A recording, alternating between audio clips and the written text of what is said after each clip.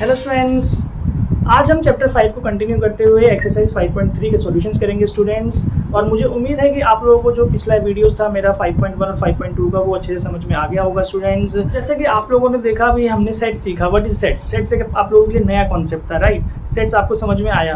अब जब भी आप कोई नए कॉन्सेप्ट सीखते हैं तो उसके आगे कुछ ऑपरेशन सीखे जाते हैं। ऑपरेशन जैसे कि भाई आप लोगों ने नंबर सिस्टम सीखा था, तो नंबर सिस्टम में कैसे ऑपरेशन थे, प्लस माइनस मल्टीप्लाई करते थे हम, राइट? तो इसी तरीके से हमारे पास जो सेट्स है उसमें कुछ ऑपरेशन होते हैं। भाई प्लस माइनस तो नहीं होते, बट प्लस माइनस जैसे कुछ हमारे पास ऑपरेशन क्या है यहाँ पे, दैट इज यूनियन, इंटरसेक्शन,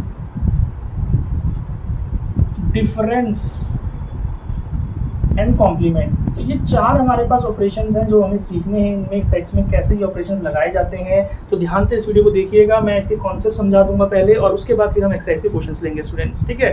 तो देखिए, व्हाट इज यूनियन? यूनियन क्या होता है कि भाई इसका सिंबल सबसे पहले आपको दिखना है इस तरीके से, यू के जैसे बनाना है। यू नहीं होता स्टूडेंट्स, यू के जैसा थोड़ा सा बड़ा बनाते हैं, दिस इज कॉल्ड यूनियन, ठीक है? अब इसका एग्जांपल, इसका क्या काम होता है ऑपरेशन का, कि भाई अगर सेट हमें कोई दे रखा है 1 2 3 4 5 और कोई बी हमारे पास सेट है 2 3 6 7 8 ऐसे दे रखा है, सपोज कीजिए, ठीक है जी? तो अब हमारे पास बोला है फाइंड ए यूनियन बी। देखिए, इसको इस तरीके से लिखा जाएगा, ए यूनियन बी। और इसको पढ़ना कैसे है? ए यूनियन बी ही आप लोगों को पढ़ना है। तो ए यूनियन बी फाइंड करना है, तो कैसे फाइंड आउट होगा कि भाई ए और बी को दोनों को मिला दीजिए। यूनियन मतलब दोनों को मिला दीजिए, ठीक है ना? कंबाइन कर देना है। जो एलिमेंट रिपीट हो रहे हैं उसको एक ही बार लिखा जाएगा। मतलब भाई ए के सारे एलिमेंट लिख लीजिए पहले, अब बी के सारे एलिमेंट लिखने हैं, बट बी के एलिमेंट 2 3 तो यहाँ आ ही रहे हैं ना, तो 2 3 को दोबारा नहीं लिखना, जो बचे हैं आगे के रिमेनिंग उसको आप लिख दीजिए। देखिए, तो ए यूनियन बी बन गया मेरे पास। क्लियर ना? इसी तरीके से हमारे पास एक यूनियन के बाद इंटरसेक्शन होता है, जिसका सिंबल क्या है भाई, सिंबल को समझेंगे पहले। इसलिए ऐसे बना देना है, इसका बिल्कुल ऑपोजिट साइन, जैसे ही ये इंटरसेक्शन है, ठीक? अब इसमें क्या करना है कि भाई ए इंटरसेक्शन बी हमें फाइंड आउट करना है। तो जो दो हमारे पास सेट है ए और बी, इनमें दोनों में कहाँ पे ये कॉमन आ रहे हैं, मतलब कहाँ पे इंटरसेक्ट कर रहे हैं। अगर आप समझेंगे इंटरसेक्शन का मतलब इंटरसेक्ट कर रहे हैं, तो यानी कि ये दोनों कॉमन जहाँ पे आ रहे हैं, इनमें जो कॉमन है ये टर्म और ये टर्म 2 3 कॉमन है, तो उसे इंटरसेक्शन कहा जाता है। तो यानी कि इसमें आ जाएगा इंटरसेक्शन, ठीक है? अब देखिए, कई बार ऐसा होता है कि भाई हमारे पास कॉमन में कुछ आए ना, जैसे ए ये था, अगर मैं सपोज कीजिए सी लिख लूँ 7 8 9 10 और मैं बोलूँ कि ए इंटरसेक्शन सी फाइंड कीजिए। ए मेरे पास यहाँ पर 1 2 3 4 5 है, सी मेरे पास 7 8 9 10 है, तो इन दोनों में कुछ कॉमन ही नहीं है बेटा। जब कुछ कॉमन नहीं होता तो हम उसको ऐसे 5 से डिनोट करते हैं। एंड इन सच कंडीशन कि जब हमारे पास ए कोई भी सेट का इंटरसेक्शन 5 आता है, तो ए एंड सी, मैं यहाँ लिख रहा हूँ अभी, A and C are called disjoint sets. मतलब डिसजॉइंट सेट की डेफिनेशन मिल गई आप लोगों को। What are disjoint sets? If the intersection of the two sets are 5, मतलब उसमें कोई भी वैल्यू नहीं आ रही है इंटरसेक्शन में, तो that is called disjoint sets, ठीक है जी? क्लियर हो गया? Now what is difference? Difference की बात करते हैं। डिफरेंस तो पता ही लग रहा है, माइनस होगा, सिंबल इस तरीके का, सिंबल माइनस आपका सिंबल का रहेगा, सेम सिंबल है माइनस के जैसा। a माइनस बी करना है। देखिए, a माइनस बी, यहाँ पे दो सेट है मेरे पास a b, तो a माइनस बी करने का मतलब क्या है कि b के जो एलिमेंट a के पास आ रहे हैं, b के जो एलिमेंट a के पास आ रहे हैं, मतलब b के एलिमेंट जो a में कॉमन थे, दैट इज 2 3, तो a में से हम माइनस कर देंगे 2 3 को, तो जो बचेगा a का केवल वही लिखना है। यहाँ पे बच्चों को ये कंफ्यूजन हो जाता है कि भाई जो b के एलिमेंट है वो हटा दिए, तो 1 4 5 और 6 7 8 b के भी लिख देते हैं, b के नहीं लिखे जाएंगे। a माइनस बी का मतलब है b के जो एलिमेंट a के पास आ रहे हैं उन एलिमेंट्स को हटा के a में जो बचेगा दैट ओनली। इसी तरीके से अगर b माइनस a होगा, तो हमें a के एलिमेंट जो b के पास कॉमन है, यानी कि b के पास a के एलिमेंट 2 3 है, तो इनको हटा के जो b में बच रहा है केवल वो लिखा जाएगा। I hope this is clear to you. सबको क्लियर है आई होप? ठीक है जी? तो ये होगी डिफरेंस की बात। Then complement. देखिए, कॉम्प्लीमेंट का जो सिंबल है हमारे पास वो इस तरीके से है कि भाई किसी भी सेट के ऊपर एक डैश हम लगा देंगे, तो ये कॉम्प्लीमेंट का सिंबल है। ऐसे पढ़ेंगे ए कॉम्प्लीमेंट, क्या पढ़ा जाएगा? A complement. नाउ कभी भी अगर हमें कॉम्प्लीमेंट निकालना है, तो कॉम्प्लीमेंट का देखिए फॉर्मूला समझिए पहले कि ए कॉम्प्लीमेंट निकालना है तो यू माइनस ए। तो यू क्या है यहाँ पे? Universal set.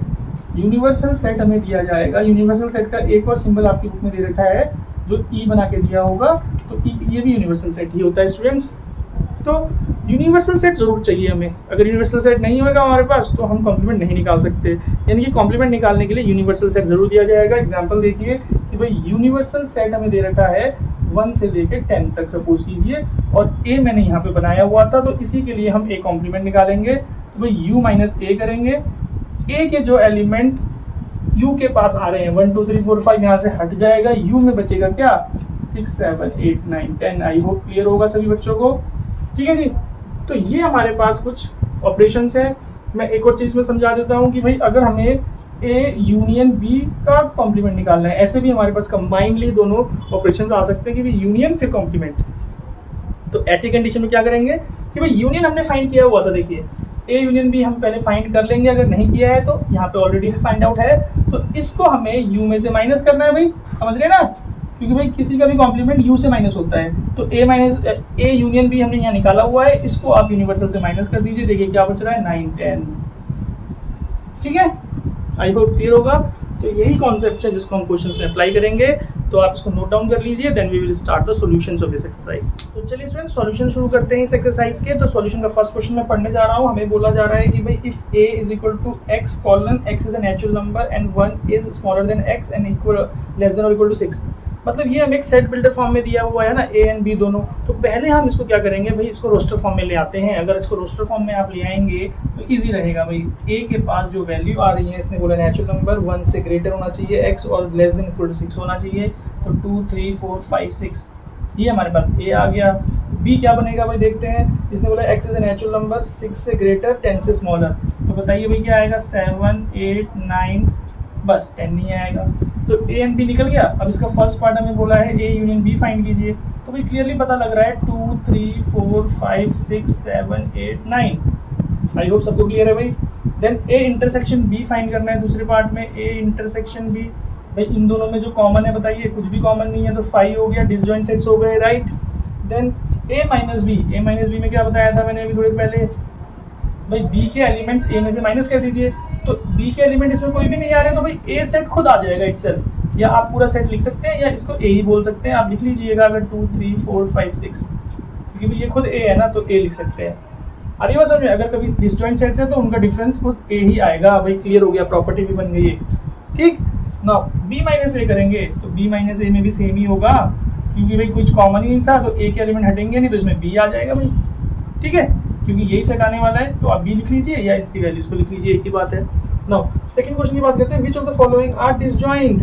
तो देखिए 2 का जो फर्स्ट है a i o u और c d e f, तो इन दोनों का जो है इंटरसेक्शन निकल रहा है भाई, दोनों के बीच में e कॉमन है, तो not disjoint.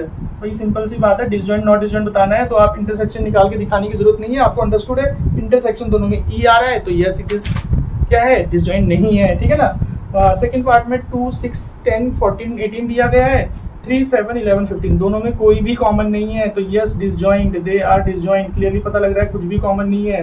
1 2 3 4 x is natural number, 4 से ग्रेटर इक्वल टू होना चाहिए, और x जो है 6 से लेस देन, तो 4 इसमें कॉमन आ रहा है दोनों में, ध्यान से समझिएगा भाई। 4 पहले वाले सेट में भी गिवन है 1 2 3 4 में, और x इज नेचुरल नंबर, ये जो सिंबल है लेस देन और equal to, 4 is less than और इक्वल टू x, मतलब x की जो वैल्यू है वो ग्रेटर देन इक्वल टू 4 है, तो 4 से स्टार्ट हो रहा है, तो 4 दोनों में कॉमन है, तो ये नॉट डिसजॉइंट, भाई समझिए, ठीक है। आई होप क्लियर होगा सभी को।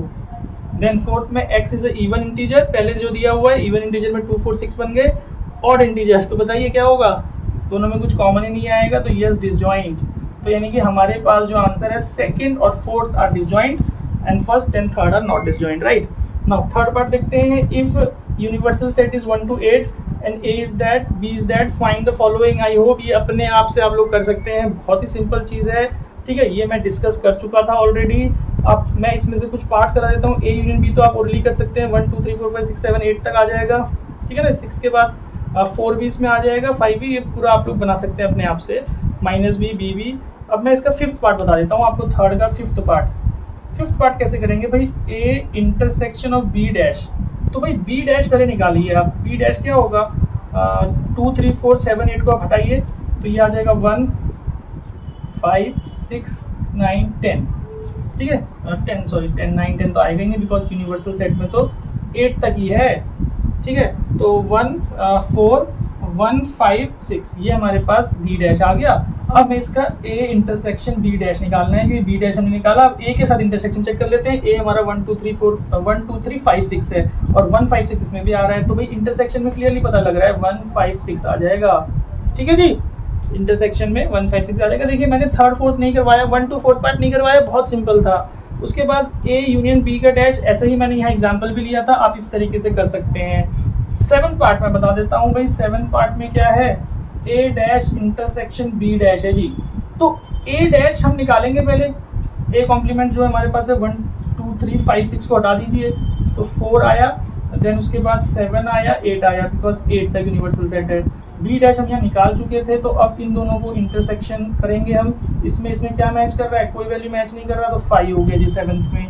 ठीक है जी, आंसर टैली कर लेते हैं, 7 का 5 आ रहा है, राइट ना। उसके बाद देखते हैं भाई जो इसका 8th पार्ट है वो क्या है भाई। 8th पार्ट में बोला जा रहा है ए डैश यूनियन बी, तो ए डैश तो हम यहाँ निकाल चुके थे, और जो बी मेरे पास है 2 3 4 7 8, दोनों को कंबाइन कर दीजिए तो 2 3 4 इसमें मैच कर रहा है, 7 8 2 3 ऐड हो गए भाई बी के इसमें से। ठीक है जी, आई होप आप लोगों को समझ में आ रहा होगा स्टूडेंट्स।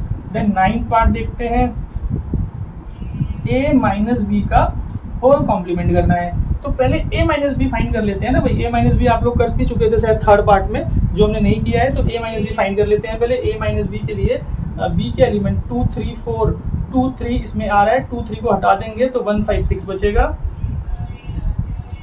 ठीक है जी, a माइनस बी जो है हमारा 1 5 6 आ गया। अब इसका हमें क्या करना है, कॉम्प्लीमेंट करना है, तो यूनिवर्सल से इसको माइनस कर दीजिए, 2 आ जाएगा, 3 आ जाएगा, 4 आ जाएगा, 7 8 आ जाएगा।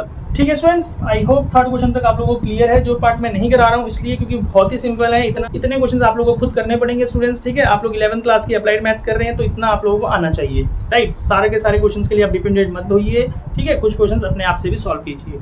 नाउ क्वेश्चन नंबर 4 देखते हैं। If A and B are two sets such that A is subset of B. भाई ये तो सिंपल सबको पता है, A is subset of B. ठीक है जी, थोड़ा सा इसको ऐसे बना देंगे लंबा। फोर्थ क्वेश्चन है, अगर कभी ए सबसेट ऑफ बी बनता है तो what is A union B. A union B क्या बनेगा भाई बताइए, this will be B.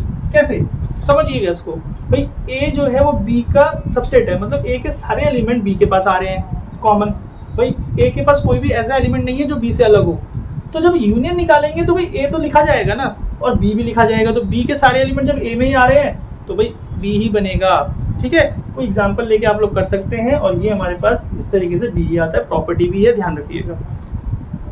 Now A intersection B में आप लोग बताइए, गेस कीजिए भाई। ऑब्वियसली ए आएगा, क्योंकि ए के सारे एलिमेंट बी के पास आ रहे हैं, तो जो कॉमन एलिमेंट्स होंगे वो ए के ही होंगे, और वो ए में आ जाएगा उसका आंसर। ठीक है जी, तो स्टूडेंट्स इस वीडियो को मैं इतना ही रखता हूँ, आप लोग ट्राई कीजिएगा, आप लोगों को इसके आगे क्वेश्चंस भी आप इजीली सॉल्व कर पाएंगे। अगर आप लोगों को डाउट होता है तो कमेंट्स में जरूर बताइएगा, तो मैं इसके आगे की नेक्स्ट वीडियो के सॉल्यूशंस अपलोड करूंगा नेक्स्ट वीडियो में। ठीक है स्टूडेंट्स, चलिए टेक केयर, बाय।